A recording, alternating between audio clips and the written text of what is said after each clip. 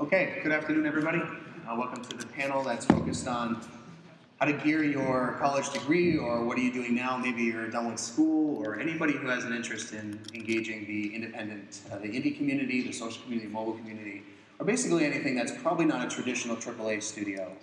One of the conversations we will have today is that the fact that the definitions of AAA are now starting to fray a little bit, and you're gonna, well, we'll just move into it. So as the description of the panel suggests, today we're going to focus on aiming for employment at smaller studios or peripheral industries that support game development. Just a quick segue, a lot of people maybe starting to get some experience before they apply to their ideal game job. Maybe you are going to shoot for applying game mechanics to a company that wants to gamify some of its features. Maybe a studio or a company that has a web presence wants some animation done. And you're an animator that wants to work in the game industry, but you haven't landed that job at the studio you want to be at yet. But you can get some experience actually animating for companies like CVS or Banks or Sears, things like that. We're finding more and more industries are moving online. A lot of them are implementing game mechanics, things that you're probably focusing on in your education, and that might be a good way to get some experience, being a contractor. We'll talk about some of those things. How can you stand out from the crowd? You look around here, you can see that you're in a large group of people that are going to either be graduating with you or all across the country or whatnot. You really have to show how you're different and how you're going to be unique and how you're going to fit on a studio's team if one of these developers were to pick you for their small team. And what is a game design degree worth something to a social, mobile, and indie development studio? And we'll really talk about the differences between degrees that are focused towards AAA production, like for example, where I used to teach at Champlain College in Burlington, Vermont, has a AAA-focused educational program, a good one too. But what it takes to develop an educational program is years of developing with the faculty and the administrators and getting the students on board and all that stuff. And then all of a sudden, the industry can change in a very short amount of time. So we're going to talk about how schools are built differently, what different requirements are for independent studios and indies and relative to AAAs, and of course the panelists, whether academic or in the studios, are going to tell you what they're looking for and what might be good to do if you find yourself at the end of your degree and you're wondering, am I going to fit in this small studio or what? So let's go ahead and start off. Paul, I'll have you move the slide forward. The individuals will introduce themselves and where they're from, and I have slides that show their background and what their information is, so we can really get right into the discussion. But the reason why I wanted to put this up, and if you could dim the lights a little bit, it might be easier to see. Some of you may be familiar with this. Last year, somebody on Reddit, the user, I blocked it out. A user on Reddit scraped since 1975, a lot of the retail sales of games and put it into this beautiful chart to show us how things have changed via what the game industry is now. So just a few short years ago, the consoles and the AAA studios were on the rise, and then maybe a year and a half ago, 2 years, 3 years ago, we all of a sudden started to see rapid deployment in industries popping up in social and mobile, and of course, like the Facebook platform, for example, was a massive conduit for game companies to get their stuff out, lots of users, lots of money being put into it. And so the industry has really changed in a very short amount of time. And although this data is just retail sales, which does not include Steam, I think what it does show is how there's been a great diversification over time as to what's being used. And for a game program to keep up with that, like a 4-year game college, to be like, oh shit, it's starting to change. I got to bring in 3 new faculty. We have to bring in all these courses. That takes so much time for us to do. And you're the ones that are kind of stuck in the end with a degree or in the middle of it all, trying to figure out how you're going to balance yourself and get the tools into your belt to be able to fit into a studio afterwards. Paul, let's take a look at the next slide. It might be a little bit more easier to look at. Okay. So here, I think this one's a little bit better. You said easier? Yeah. I don't think pardon the shit on the bottom. And I'm going to move right into the panel in a second. But here you can see, if you can read, arcade management. This is what we're dealing with. All these different types of, maybe technologies or companies you want to work for. Like, are you going to go into college and say, I want to build iOS games? 3 years ago, where the money was at, I want to go in and make Facebook games because they're very, very successful. And if so, what's this going to look like in a year and a half or 2 years? So you need to be flexible and agile inside of your degree to be able to translate what you're doing now and the tools you have now to any type of studio. It could be a business that needs some what you can do. It could be a AAA company. It could be an indie company. Okay, so that's. I'm hoping some of these guys will reference back to this complicated graph and be like, yeah, it wasn't like that when I was growing up. It was so much easier in 1995 when we were, basically thinking we were going to make for the Genesis and for stuff like that. Now it's all this board. And we're going to have them start talking about what they're looking for in entry-level positions, given what you're looking at and how difficult it is to get yourself lined up the right way. So, okay, so let's see. And I'll start this with a conversation between some of the academics and some of the developers here about if I could have a developers turn to the academics and say, this is what I would like you to be producing in your students. This is what I want them to have. What would it be? This is not an easy question to answer, and I think it's going to kind of prompt, if you listen between the lines, you're going to start to hear what they want them to help you leave college with, or maybe a couple years after. So we'll start that. Hey, studio heads. We have 4 great studio heads up here.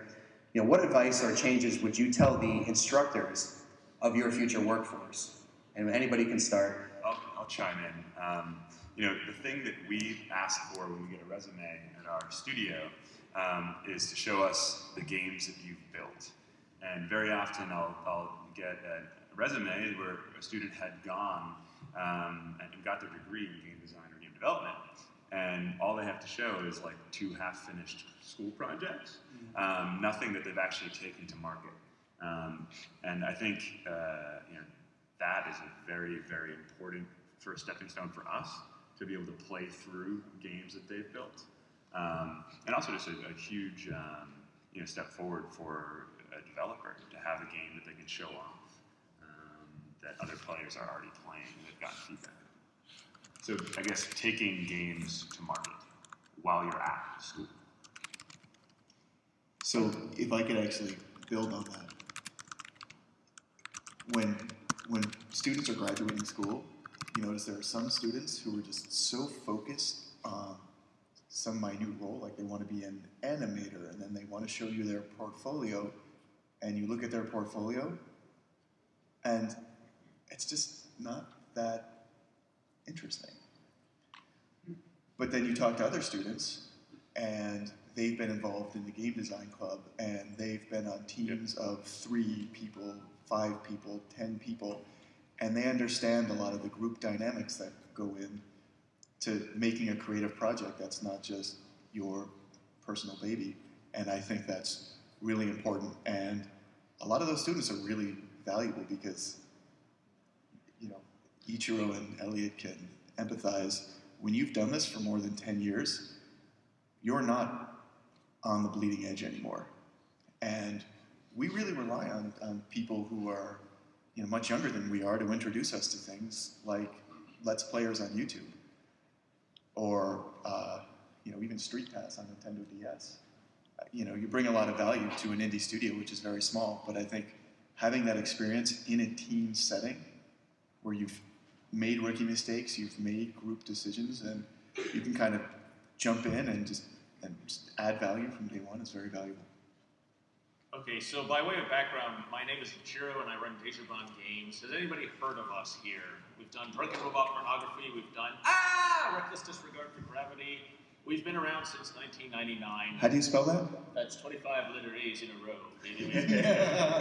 We broke Steam on launch.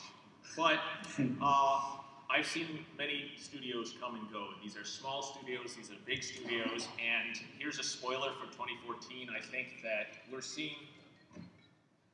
I'm done. Thank you for coming, ladies and gentlemen. It's been a pleasure. I think we're going to see more and more people enter the industry, and that means that we are going to see higher and higher competition. In 2014, 2015, mark my words, doom and gloom, we're going to see a majority of indie developers dying off. And that's bad news for everybody, especially for you guys who want to become indie or want to get into the industry as indies, right? So you come in to, say, Deshabon Games, right, and you send a resume, and I don't know you. What am I going to do? I'm going to say, oh, that's great. I don't know you. Maybe we'll talk to you later. However, if you get to know me as a person, if you go to Boston Indies, if you go to Boston Postmortem every month and you get to know me and you're a good person and your art is really good and you're really passionate about what we're doing, guess whom we're going to hire next? That's you.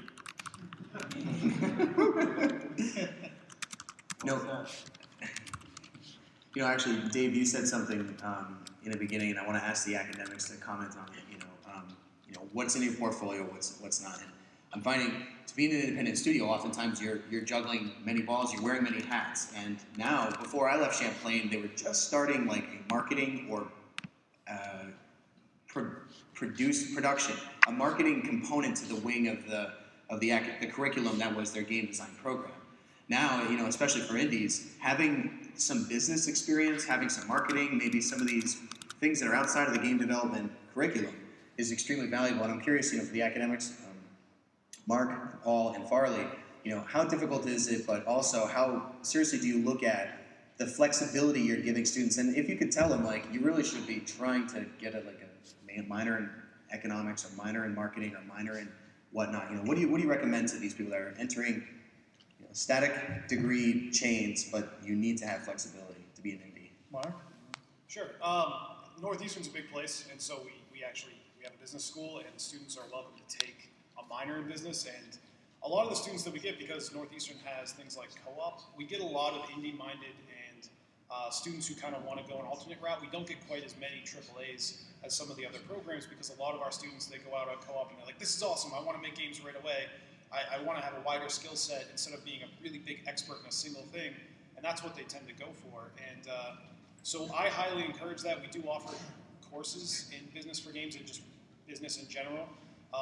One of the other things I'd like to add on to some of the other stuff that the other presenters have said so far, networking is huge, and networking can be done in lots of different ways, and networking is a skill, and like any other skill, it should be practiced. If you are not that good at networking, like many people in the game industry aren't, you may be socially awkward, you're not confident in yourself, show up to a lot of these events. Around Boston, there's a ton. Around probably any area you live, there's a ton of these events. And practice, practice, practice. If you don't want to practice your networking, then do the next best thing, which is really one of the things that I do. Get to know a couple people who are really awesome at networking and get them to introduce you to people. If you get your face in front of a lot of these studios, there's a higher chance that they will be like, oh, okay, that's great, I have your resume. But the biggest problem is when you're just selling your resume, you have the equivalent of a broken short sword and you're going out to kill rats and no one knows who you are. Where if you're selling yourself as more than just your basic skill set when you leave college as an entry-level position, then you're selling yourself to these small studios, and that's really who they're hiring, okay? Because they're gonna have to work with you long hours and do hard projects, and they wanna be cool with who you are. Chances are pretty good, you guys are all smart, you can learn things quick, you'll pick up on the small things that you may not have in your total skill set, but if you're not presenting yourself as a total person, your chances of getting hired become a lot lower. Yeah, I agree completely. And relative to the first question at Becker College about business, students can take a business minor there, but we've also added a concentration that's strictly a game production and prototyping concentration on top of the art and the programming. And it used to be when we first started the program, you were either going to be an artist or you're going to be a programmer. First of all, from your point of view, there's some students that don't fall into either camp. And probably one of the most important things that you want to learn about game design is how to make a game that's fun. And that really doesn't necessarily have all that much to do with art or all that much to do with programming, although they're included. So learning how to sell a game, I think, is an important skill to have. The more skills you have, the better, especially in this indie game space. Because in the indie game space, you're going to be doing it all, or you and your buddy are going to be doing it all. And this idea that Mark mentioned, and the idea that Ichiro mentioned about getting your face in front of these companies is so important. And if you can't do it yourself, like Mark was saying, you get a buddy who's really good at networking. And what's the best way to do that? Involve these people on your design teams.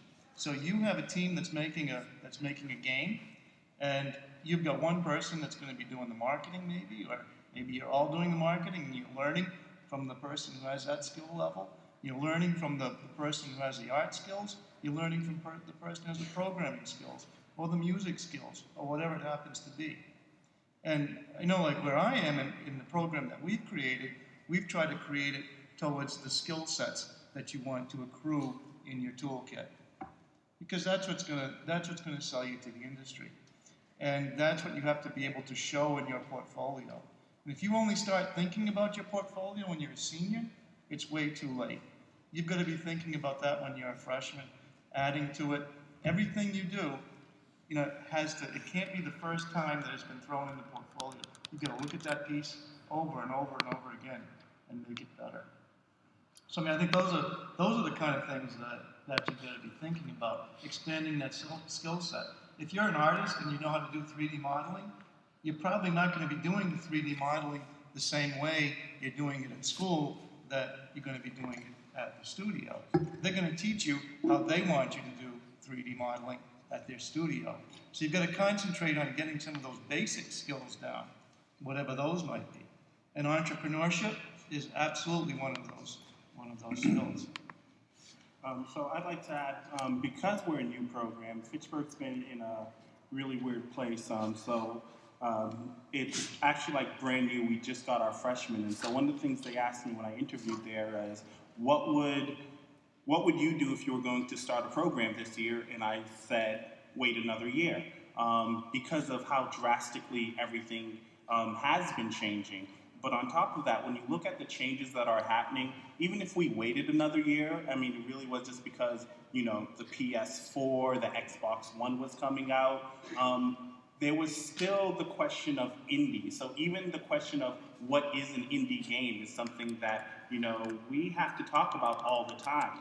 So at Fitchburg, one of the things that we have is we have a very unique programming structure where the students have their major, then they have something called advanced LAS, and then they have something where they could also minor in something and still have like 4 or 5 other classes they just get to mess around with. So one of my advisees is looking to be have an entrepreneurship minor, game design major, advanced LAS, and computer science.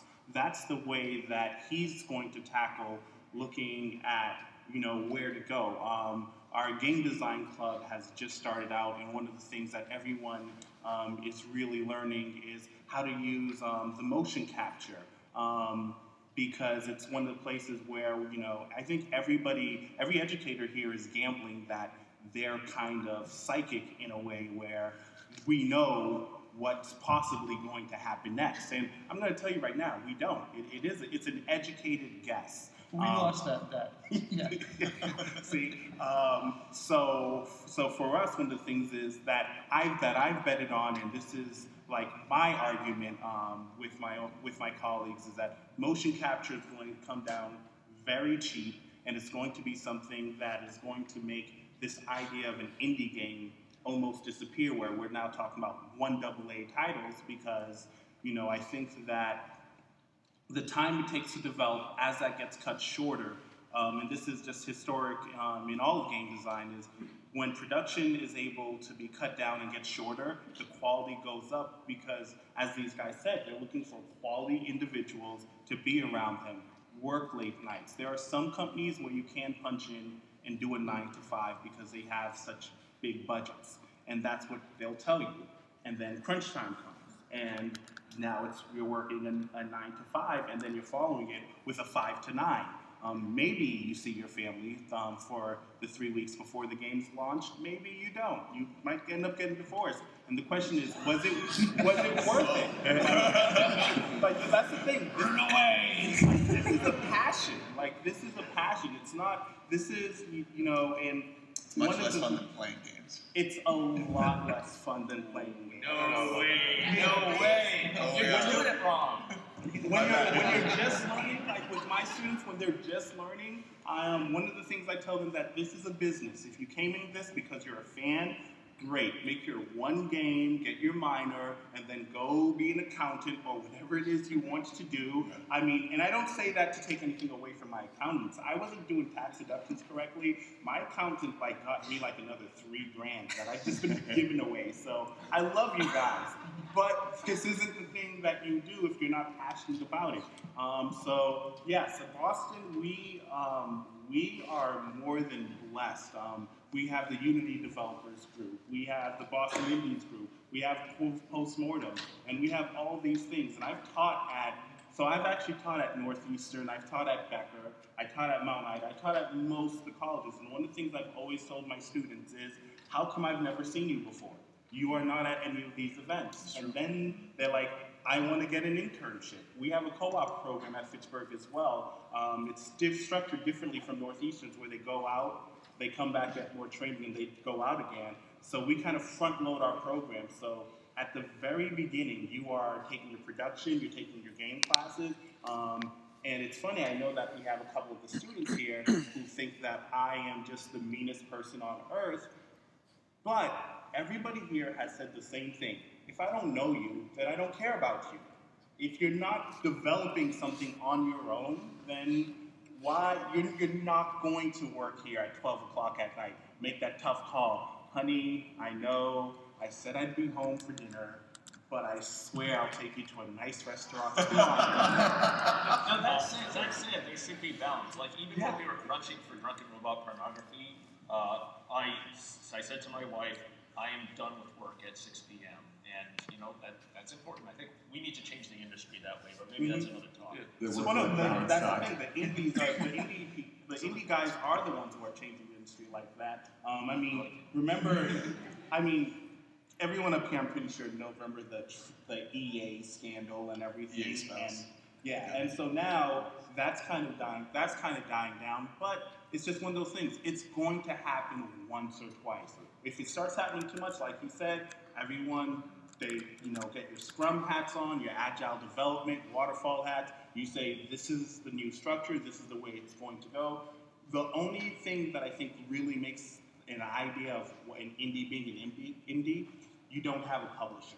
So you know when you want to release the stuff. You have to plan and schedule accordingly to reach those goals, but you don't really have somebody other than yourself breathing down your back like this needs to be done. I don't know. Yeah. I totally agree with that, but I sort of do. 38 Studios, say, before, when Brett Close was there, he had a whole no crunch thing, but he left, and we know what happened there. But they stopped crunching. It was great. So, They're all on permanent vacation. I actually wanted to chime in on the first question. So I'm Elliot Mitchell, and I'm a former academic and now a game developer. I run a small studio along with several people on this panel at the Intrepid Pursuits Indie Game Collective. So I wanted to go back to, I used to teach 3D art and animation. I see some of my former students here, and also some game design, and then I left teaching to form a studio. And I'll have to say that I probably would have been better suited to have worked in a studio or ran a studio before teaching, although I don't know, schools, academic institutions are very slow to change, and maybe they don't listen to professors anyway. Wow. Experience. But it's your job to, as students, to be self-motivated, go beyond your assignments. Like I don't want to see any learning Maya book exercises ever. Don't hand me a DVD. So you should be very self-motivated, work on teams amongst yourselves. Your school might not be teaching you the current technology. You need to go out and find what that is. So you should be coming to PAX and talking to all the developers in the Indie Mega booth. What are you using? What are your tools? The developers are right there. They made the games. It's not booth babes or whatever. It's the people who made the game. Talk to them. Go to these events and shower. Pretty much. I'd also Don't shower at the event. Shower before you get there. that was actually a class I had to do once for freshmen.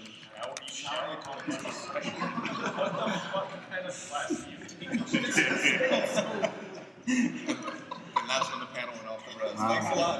So I also just want to chime in one more thing. That if you're a student and you want to know what it's like to be into the industry, I think that definitions of indie and AAA are just irrelevant at this point anyway. But there's things like I saw Tim Lowe back there from Mass Digi, and they do the annual game challenge. So there's seasoned veterans, there's people in all different stages of game development careers, including students in college and students in high school. And it's a game challenge pitch, and you're mentored by industry veterans.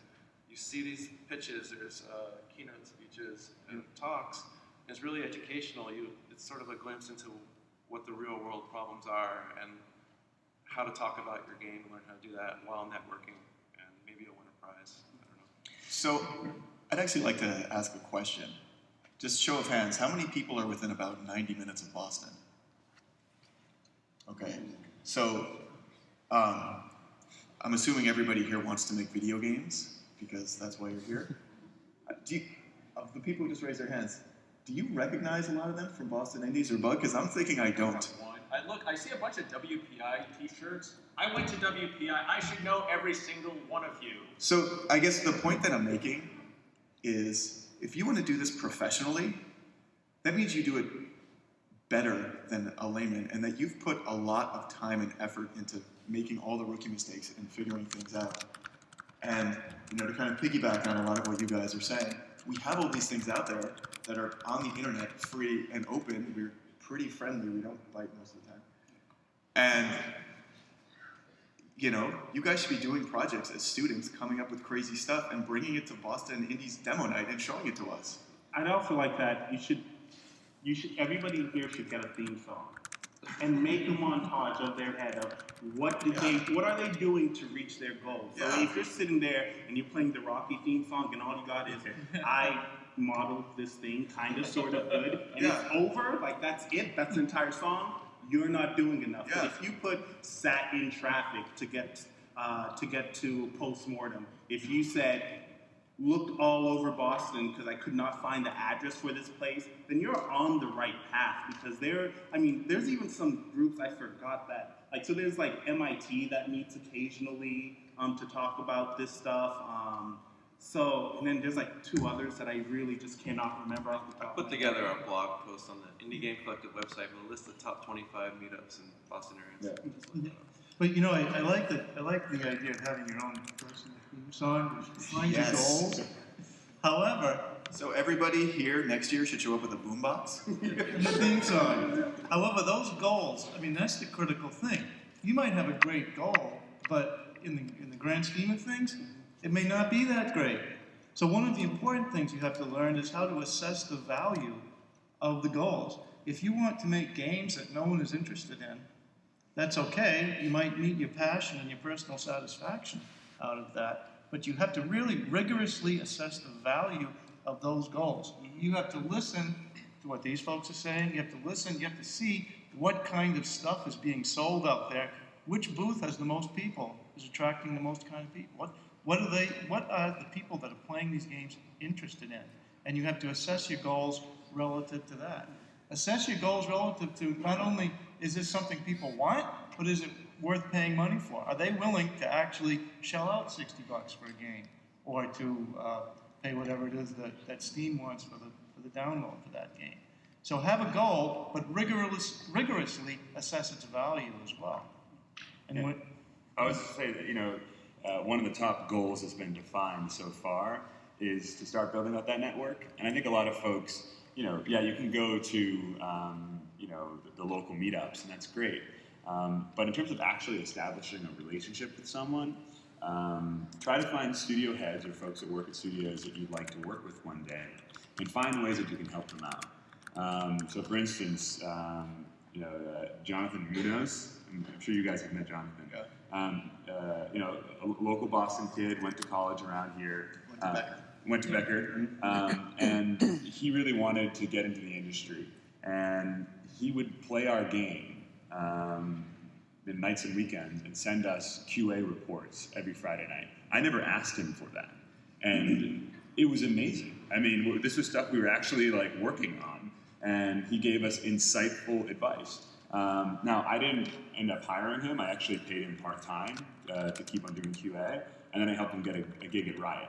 I was talking to him last night. Yeah, and now... It's funny that you mentioned him, because he is the quintessential example of course somebody who wanted to get into the industry and then Riot. Yeah. So, I mean, don't be afraid to over-deliver now. And again, you want to make sure you're not annoying these companies. But I mean, it was our saving grace at times because I was doing a lot of the QA work in the early days. And every studio would love to have feedback from players that actually care about their games. But one last thing on that is make sure you've played the games that the studio you're applying to has created before getting on a call with them. That's always kind of strange. So in academia, we call that doing your homework. Yeah. I'd like to add one thing before we move on as well. It should also be, here's one question I always have. How many people in here would be interested in creating a My Little Pony meets the Smurfs game? Show of hands. I would do that. Everyone who didn't raise their hand, if that's the job that I was offering, I might know someone who's making that, and you guys just kind of botch that one. Because you should be thinking, what could the great game mechanics be? What could the story be? As soon as you guys hear something, I used to have a drop of the dime test where I would walk around the class and it's like, as soon as this dime drops, I want you to talk and I want you to pitch something to me. I don't care what it is. The idea is you should be passionate about what you do in it, the mechanic, making a pony, doing this, doing that. One of the things I have one of my students working on is they took a MOOC and they thought it was one of those massively online classes, and they thought it was a horrible idea. And then we broke down what was wrong with it, and they were like, well, you're in this section, and then you go and you take a class in another section. And so what we figured out, everybody up here knows, who's in game design knows, you don't go 10 menus deep to do something else. If the MOOC simply asks you to address a question in the middle of the lecture, or, oh, we would like you to play this game, or we would like you to do this, and it would just cut to that, that makes you want to play it more. So this is someone who, with time development, as they improve their skills, they might redefine MOOCs. They might make a MOOC making app, and then they're making millions of dollars off this. And let's not lie, Flappy Bird, it became the dream. So that's what it is. You kind of think differently. I'm not a fan of it, but everyone I know has said, have you played this thing? And I'm like, no. And they're just like, you have to. And then I find out the guy is gone crazy because of how much money he's making.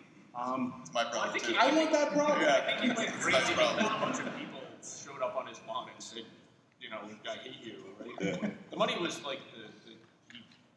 wiped his tears with the money. So, And when you make money, you should know what to do with it. Get some Doberman pictures. They would have never made it to your door. I'm just saying.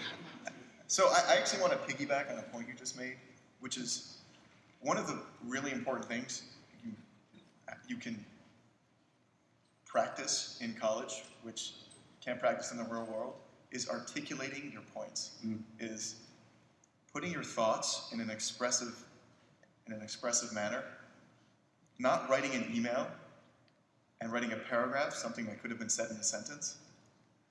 I mean, I know this is considered a foundational skill that's taught in any educational program, but just in the real world, I just feel that's really important. It is. I mean, we have the same. We go over to the gym and the students and faculty ride up and down the elevator. And you have it's only a 2-floor building. You don't have very long, but you got to make your pitch in that elevator in the space and time it takes to get from the first floor to the second floor. It's true. That'll help you talk to the press too, right? Press has 30 seconds to talk to you. You got to get your high concept out, right? We're writing a game in which you discover long-lost civilizations based on the works of British Romance-era poets, and then you write about them. Boom, elevator. Do I win? So apparently, I need to speak longer. I mean, it's important to learn how to speak with people, but also not just to get jobs, but say, how many of you heard of Stanley Parable or Octodad? Yeah. Those are school projects that went into making, crying, wiping your eyes with $6 million worth. What are you saying? What have you guys done with it? No, what I'm saying is that not only, what I'm saying is that even if you're a student, you produce something that's going to be a hit and you're not trying to get a job, you still need to publish that game. So you need to be able to talk to publishers and platform holders. And you need to convince them really quickly to. Well, what? Angry Birds is what, the 76th attempt? Something like that. Yeah, 50. One of the things that A lot of feelings before. one of the things that encompasses a lot of all the points being made up here, which is something hopefully all of you know about, so hopefully I'm just preaching to the choir, is game jams. Game jams can really help you network. They can help you check out your skills. They can help you get your face in front of these other developers, but they can also help you learn to really work on a team. I know lots of students who are lone wolves, and they come up with awesome stuff. Their portfolios are absolutely amazing. Then they work on a team, and all of a sudden they're late with everything. They are really stubborn about their ideas, and it's a problem. That is very, very difficult to work with in these kinds of studios that a lot of these guys work at and are heads of and have worked with. And so a game jam, global game jam, check out some of the stuff at Boston FIG, the Festival of Indie Games. I think there's bostongamejams.org or something like that. They're 48 hours, so you're only losing a weekend, even if it is a complete and utter disaster. Chances are pretty good. You're going to learn a lot. You're going to network with some great people, and you're going to get to test some of your skills. All of those and so things. they are fantastic to check out. The Global Game Jam is the biggest one. I think it's in the end of January. We have lots of sites where it goes on in the city. MIT, Northeastern, I think, and WPI out in Worcester all had sites for it. Go do it, even if you don't think you have great skills. You can still go and be a writer on one of these teams. We have tons of kids at Northeastern who come from Berkeley and do a lot of music, and all of our games end up being with a lot of sound and music, but they're awesome because of that. So check out these game jams because they can help you with a lot of these little pieces. They can be completed experiences that you can put on your website, like what Dave was talking about. So definitely check those out. I'm gonna. Yeah, actually, there's one thing I want to point out. A couple of points that we definitely want to be able to give you some tangible things to think about. I mean, there's a lot of gray areas to talk about. There's a lot of subjects that don't really resolve into what should I do, what's my first step. But that is absolutely one of them. Everybody in here, if you're truly interested in having a career in game development, I would highly recommend, especially in your younger years or the college years, going and participating in game jams and then taking it to the next level and actually competing with them.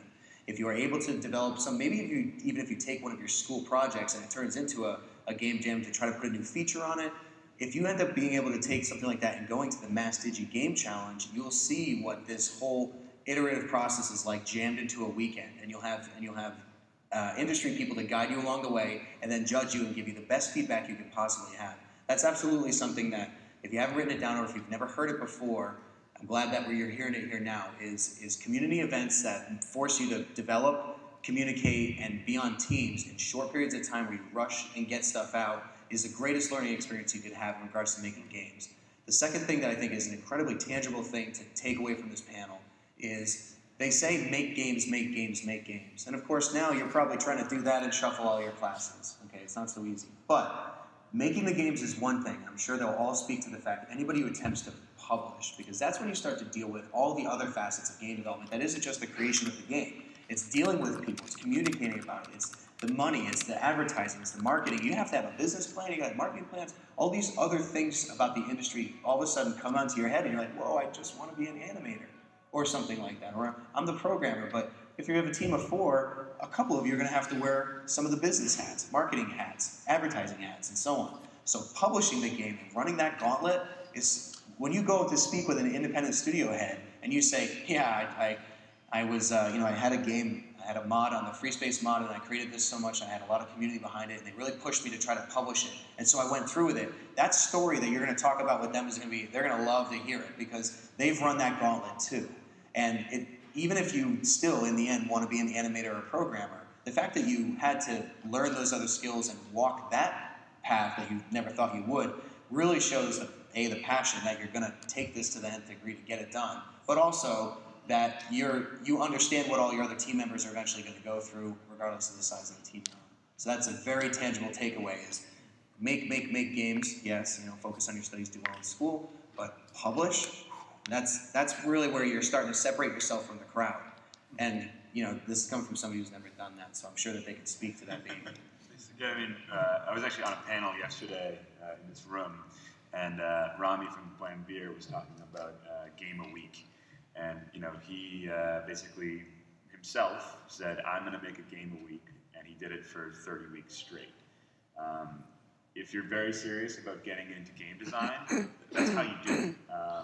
And the important thing that came up in that panel was, by creating these really small scope games, you actually get to touch all the different parts of game development. As Ben was saying, I mean, everything from, speccing the game to publishing the game, all that's very important. And it is so easy today to do a very scoped back game and share it with your friends.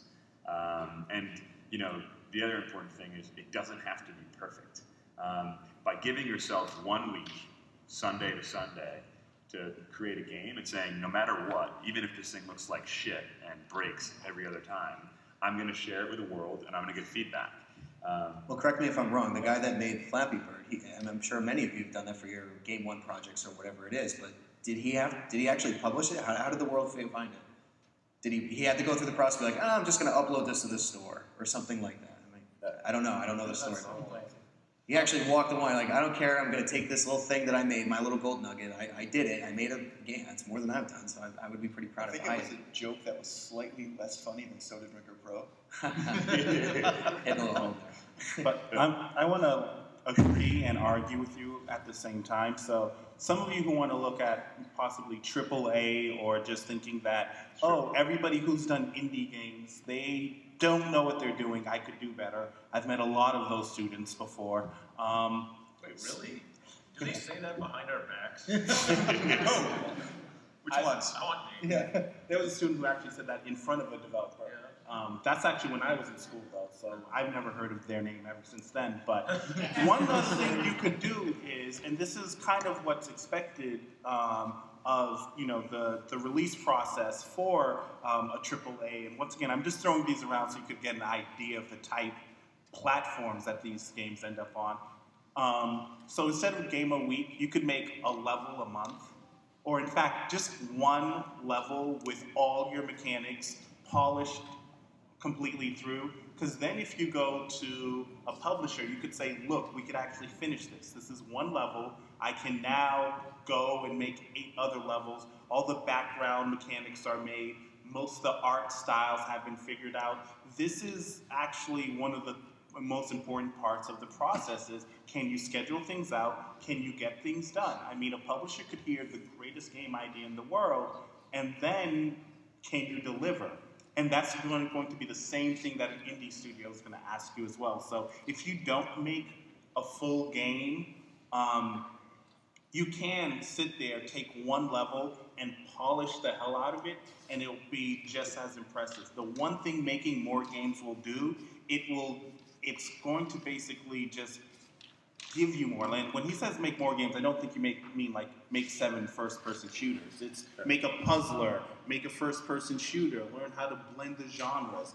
Those are the things that are really going to help you out. First-person puzzler. Yeah, first-person puzzler. I actually had a student who made, at Mount Ida, he made with UDK through Kismet, which is like their visual programming language.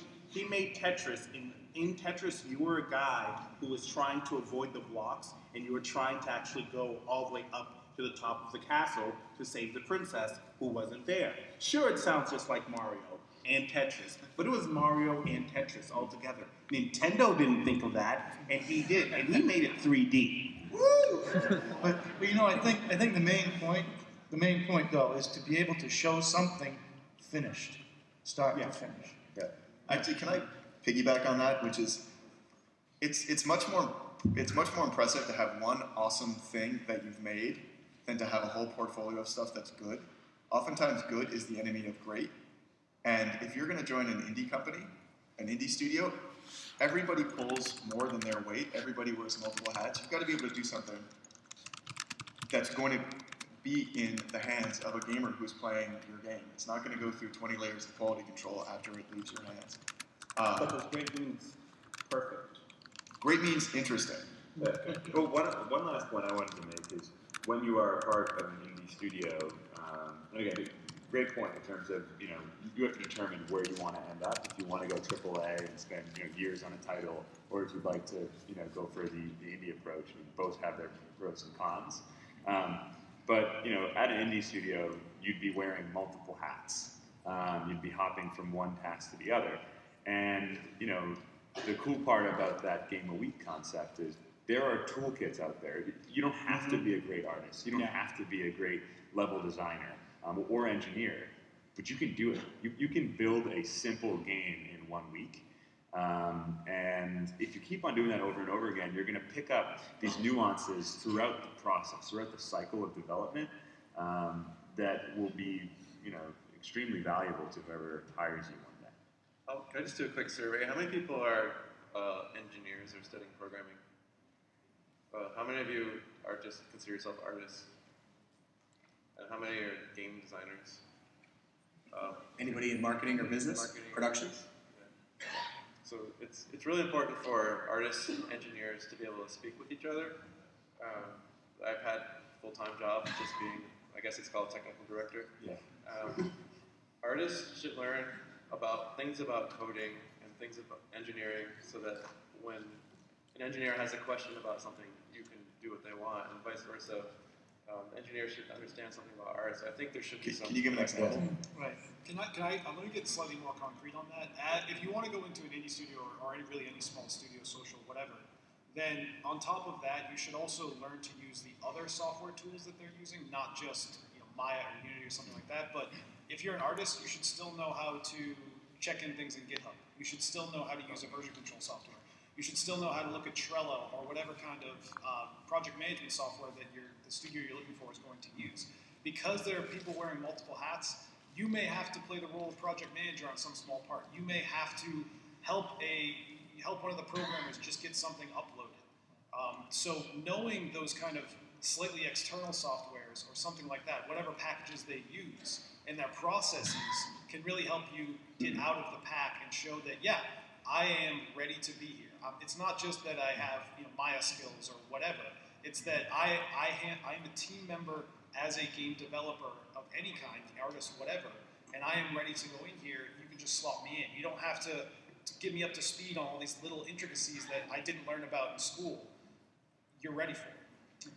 I'm going to lay out the rest of the panel as we go. We have about 15 minutes left. And before I shut my mic off and we actually do a little QA, I'm going to ask all the panel members to give you a quick do's and don'ts. It's okay if they're basic and if it's something that you probably have heard before, because this is probably the first time some of you are actually hearing some of these things. And before I do that, there's one concrete thing that just came up, which is another tangible to take away from this panel and utilize while you're here at PAX. I would argue that they would all agree that every single developer, indie or AAA that you walk into, or any member of any team, whether it's Riot or it's an indie mini booth, ask them all the technologies they use and think about what your trade, art or design or programming, how you would flux that into what you're doing. That should be one of the first lines out. Hey, my name is Benjamin. I'm a student at this school, and I'm a designer with this. What did you use for this game? And then have them elaborate why, and then why not, and why, and why not, and why, and just get into these tech talks with them, because that should be some of the real meat and potato discussions that you're going to learn a lot from by discussing with developers. So I think that's a very tangible point to take from here is should be having a lot of tech discussions around your trade with all the people that you'd either like to work for or any of the studios or any people that you come across. So yeah, so I'm going to shut my mic off and I'm going to turn on some of the audience mics. And while we do that, I'm going to have all of these folks just give some do's and don'ts, whether it's I'm applying for this job or I'm talking to somebody or I'm in the middle of my degree. Go ahead, guys. And we'll start with Elliot. So do's or don'ts, and you can at any part of the process. Just give a quick do's and don'ts would be do be curious, do be flexible, do be personable, and don't be an asshole. Maybe not so. Don't swear. Don't. Watch your language. That's part of being indie. Being in the game development industry. Okay, look. To reiterate, go to every single event possible. You are up against people who are begging, borrowing, and stealing to go to GDC. They will walk to San Francisco and go without a pass to meet people in the industry. Be one of those people. Number two, developers are actually human beings, and you can talk to us. And yeah, you can walk into Valve Software and talk to Chet Kalasek about games, and he'll be interested if you have something interesting to say. And then, of course, be excellent in your work. If your portfolio looks the same as everybody else's, if it's really, really polished and, all the HTML looks gorgeous and you're like, wow, that's a really good portfolio, and everybody's going, yeah, that's really good, trash it. You want something where people are knocking down your door to get to. the one thing I think is really important is if you want to do this professionally, you have to do it now. Make all the rookie mistakes you can make. Show what you're working on to other people, preferably people who don't know you, who aren't your friend, who will be completely honest. And start. This is a craft. If you really want to make video games, you're picking something that's very, very difficult to do with your life. And the sooner you make your rookie mistakes, the sooner you start realizing the difference between something in your head and in the eyes of somebody else, the better. Yeah, they actually covered a lot of the do's and don'ts I was going to say, so I'm going to get more dramatic. More dramatic. Do kill your baby. That might sound odd, but Metaphorically. yes.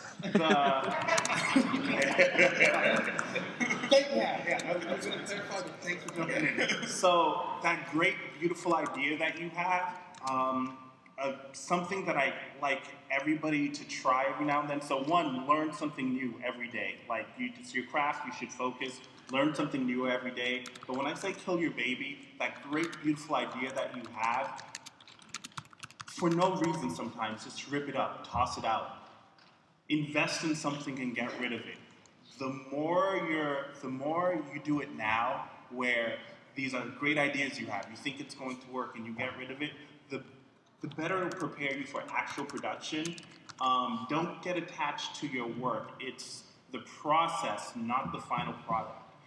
That's the mentality you should go into this. That, I think, is the most important thing that hasn't been said.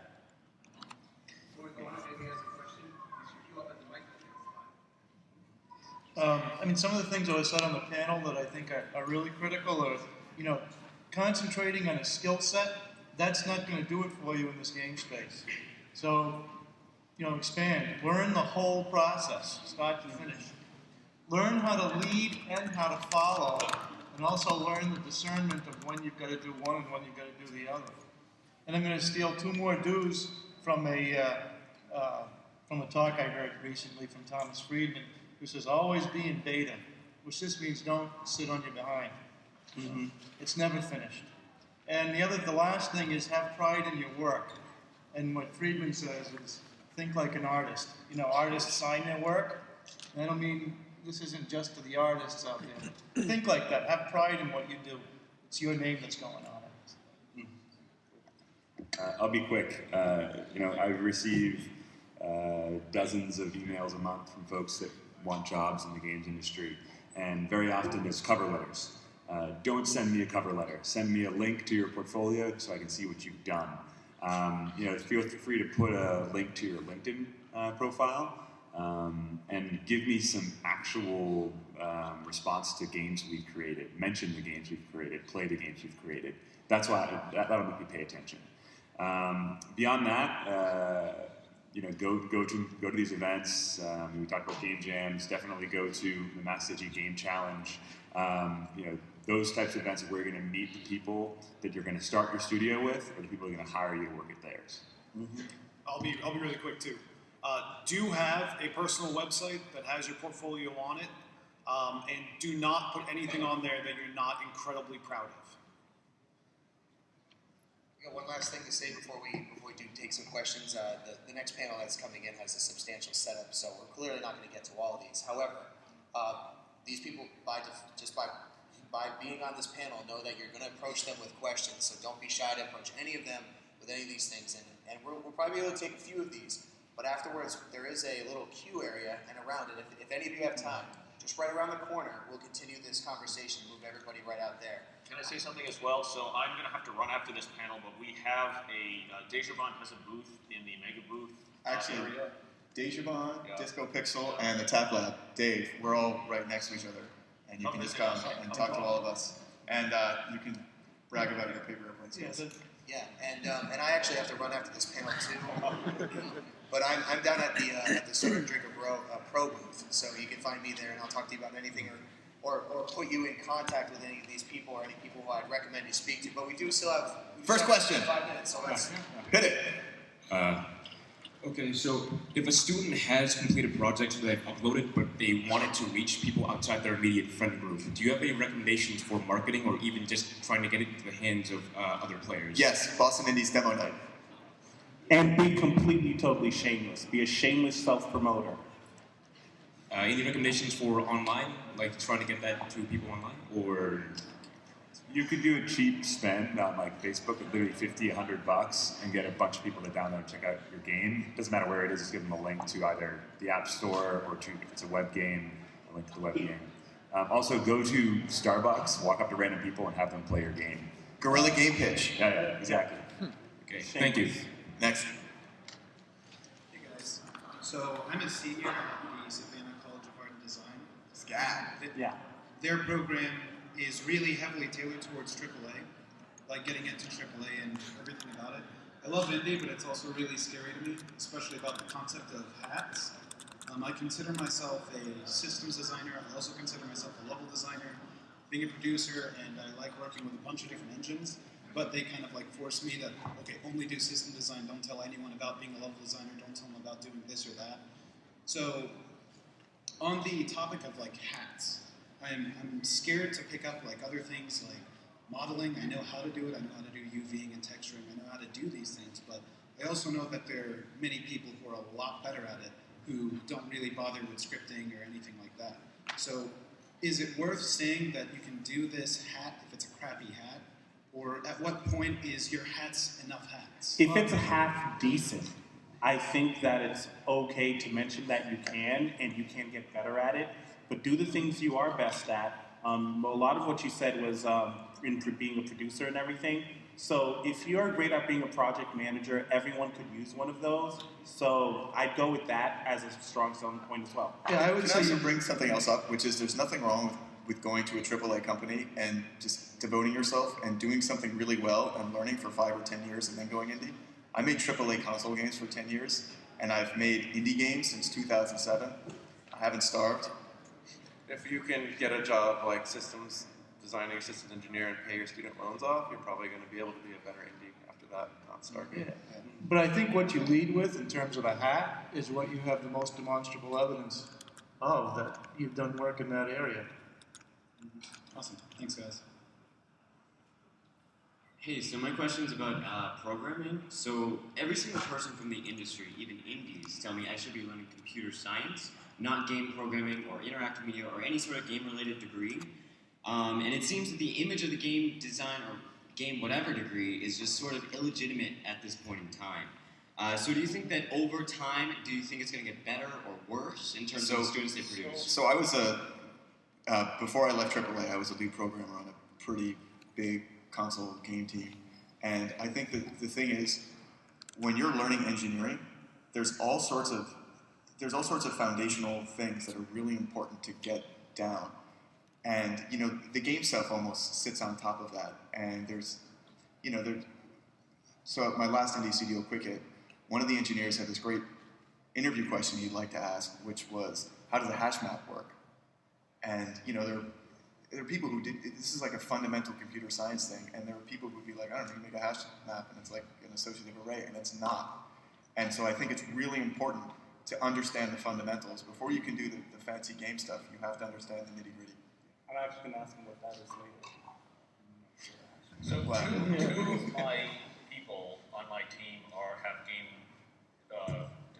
they have game program degrees. So I would say that that's not illegitimate. And if you want to do that, they're very good at what they do.